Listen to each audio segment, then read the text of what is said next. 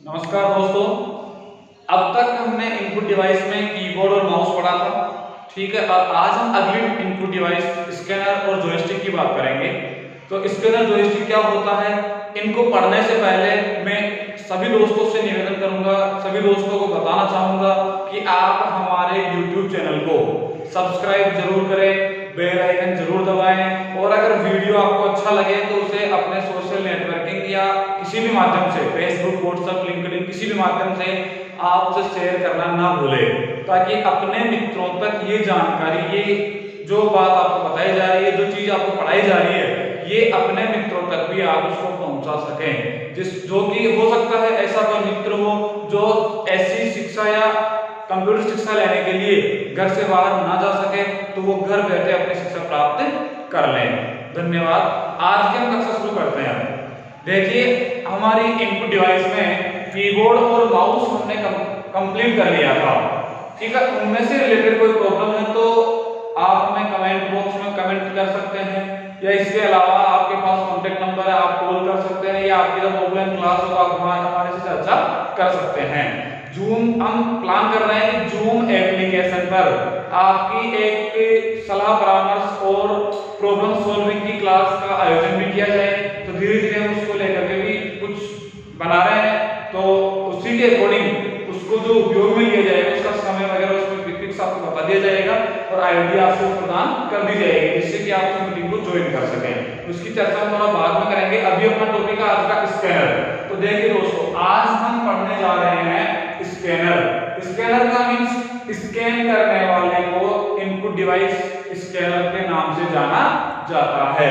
जैसे हमने कंप्यूटर पढ़ा, कंप्यूट करने वाले को कंप्यूटर कहा गया, यूज करने वाले को यूजर कहा गया, ड्राइव करने वाले को ड्राइवर कहा गया, टीच करने वाले को टीचर कहा गया। उसी तरह स्कैन करने वाले को स्कैनर कहा जाता है।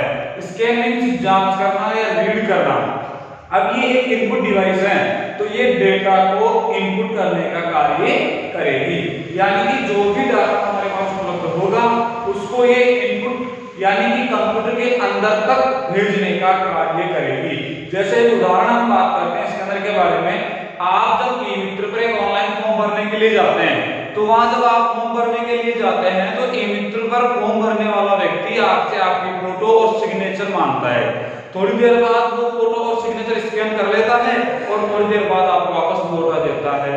तो यानी कि जो आपकी फोटो और सिग्नेचर थे, उस फोटो और साइन को उसने अपने कंप्यूटर में इनपुट कर लिया, अपने कंप्यूटर में सेव कर लिया, और अब फोरम के समय उसको जहां भी उसको अपलोड करने की आवश्यकता होगी वहां से अपलोड किया जा सकता है, आपकी अनुपस्थिति में भी। अगर आप उपस्थित नहीं है तो भी आपके फोटो और सिग्नेचर को अपलोड किया जा सकता है। तो इस तरह से स्कैनर का कार्य होता है, जो कि हम दैनिक जीवन में उदाहरण अपने सामने देख सकते हैं।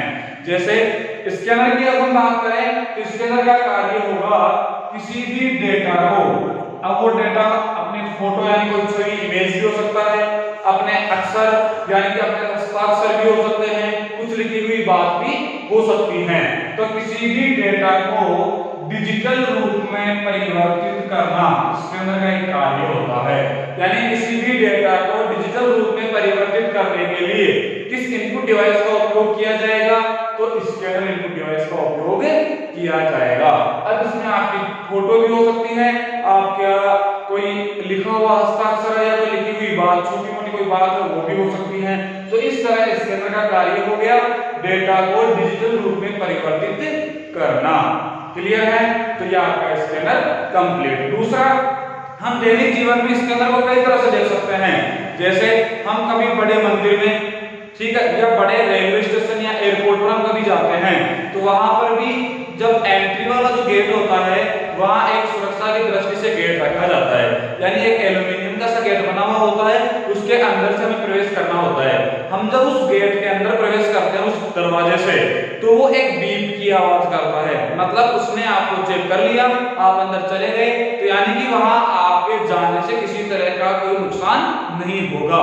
तो उस मशीन ने आपको अनुमति दे दी जाने की। अगर मान लीजिए आपके पास कुछ ऐसी सामग्री, कुछ ऐसी वस्तु हो कि अंदर जाने के बाद कुछ नुकसान होने की संभावनाएं हो, ठीक है, तो वहां पर वो जो मशीन जैसे ही आप एंट्री करने के लिए उसमें प्रवेश करेंगे तो वो बीप की आवाज कंटिन्यू करना शुरू कर देगा, तो जो जिसकी ड्यूटी वहां होगी सिक्योरिटी गार्ड की या किसी पुलिस कांस्टेबल की, जिसकी भी वहां ड्यूटी होगी, वो तुरंत आपको वहीं रोक लेंगे और आपकी जांच करना शुरू कर देंगे। तो वो भी जी स्कैनर का काम कर रहा है। इसके अलावा हम बात करें, कई बार चौराहों पर, कई बार बड़े बड़े शहरों में ऐसे कुछ दुर्घटनाएं, ऐसे कुछ गोलीकांड या कुछ ऐसे कांड हो जाते हैं कि उनकी सूचना या वहां से निकलने वाले प्रत्येक व्यक्ति को चेक करके बाहर निकाला जाता है शहर से बाहर जाते समय, तो वहां पर एक हैंड हेल्ड स्कैनर का उपयोग किया जाता है। जैसे आपने कभी सीरियल्स में, टीवी सीरियल में या टीवी फिल्म में आदि में देखा होगा कि हमें एक रैकेट जैसा एक जारनुमा आकृति का स्कैनर होता है जिससे हम इस तरह से चेक किया जाता है,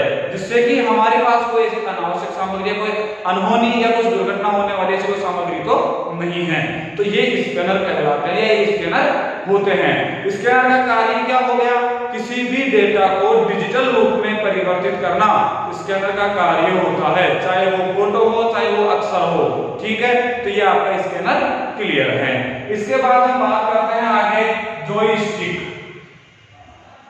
अगला टॉपिक जो हम पढ़ने जा रहे हैं वो अपना होगा जॉयस्टिक। जॉय मींस आनंद लेना, स्टिक मींस छड़ी।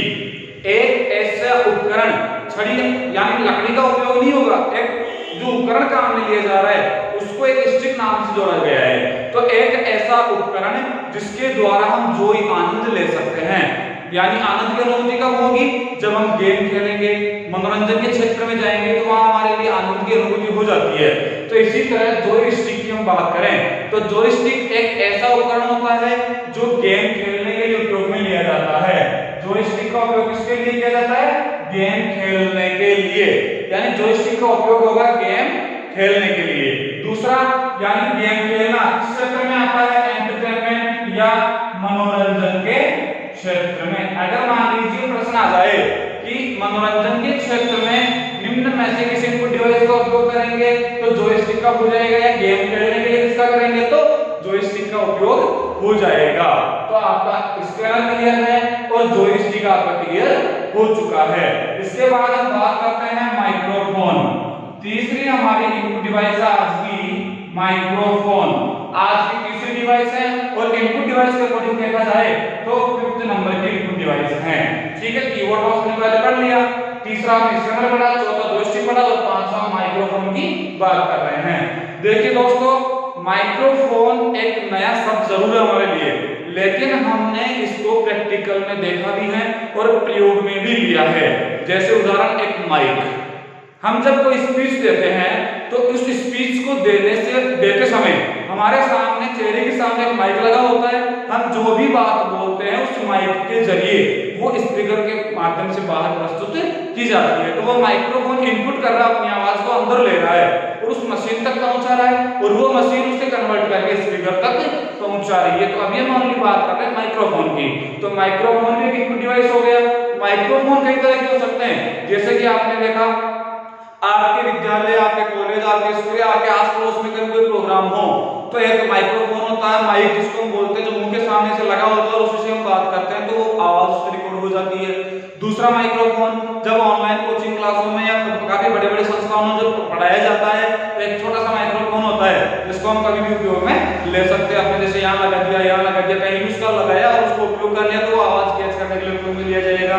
तीसरा, एक माइक्रोफोन हेडफोन के साथ, हेडफोन की तरह आता है, जैसे यहाँ लगा दिया उसके साथ एक माइक लगा होगा इस तरह, तो वो एक माइक्रोफोन का उदाहरण है, यानी वहां भी माइक। दूसरा, अपने मोबाइल में भी जो अपना कान होता है, ठीक है, वह स्पीकर होता है और जो नीचे हम जहां बात करने के लिए नीचे की ओर से हम इनपुट करते हैं तो वहां माइक लगा होता है। इसीलिए हम हमेशा मोबाइल को इस तरह बोल के या इसी तरह पकड़ के बात करते हैं, ऐसे पकड़ के कभी बात नहीं करते, क्योंकि माइक्रोफोन नीचे की ओर स्थित होता है तो वो नीचे वाला भाग हम नीचे की ओर ही रखते हैं। तो हम जो भी बात बोलते हैं वो माइक्रोफोन के जरिए अगले व्यक्ति के पास स्पीकर के माध्यम से प्रस्तुत कर दी जाती हैं। तो ये होता है माइक्रोफोन। माइक्रोफोन एक इनपुट डिवाइस है। इसे माइक्रोफोन को स्पीच रिकॉग्निशन भी कहा जाता है। जो माइक्रोफोन है इसको अन्य नाम से यानी स्पीच रिकॉग्निशन के नाम से भी जाना जाता है, यानी बात को रिकॉर्ड करने वाला।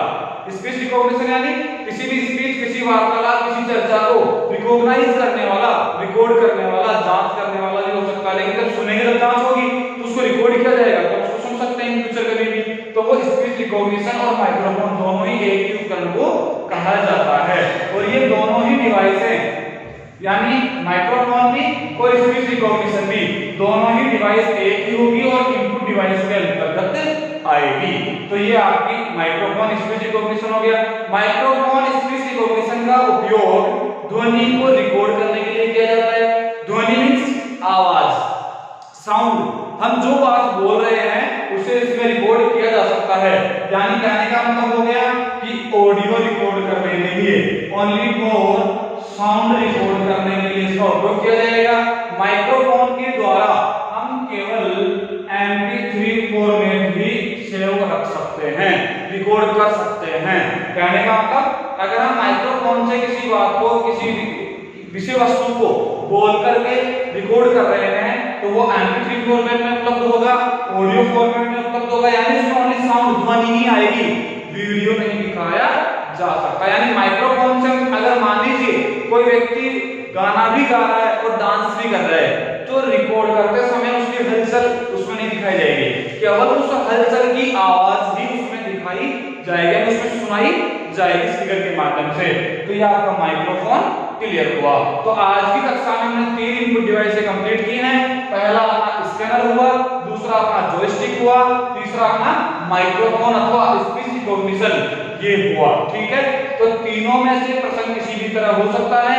किसी ध्वनि को रिकॉर्ड करने के लिए कौन सी इनपुट डिवाइस काम में ली जाएगी? माइक्रोफोन अथवा स्पीच रिकॉग्निशन।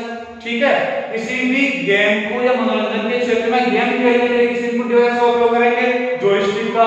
यदि मान लीजिए प्रश्न आ जाए किसी डेटा को डिजिटल रूप में परिवर्तित करने के लिए, अपनी फोटो या सिग्नेचर को डिजिटल रूप में कन्वर्ट करने के लिए किसका उपयोग करेंगे? तो स्कैनर का।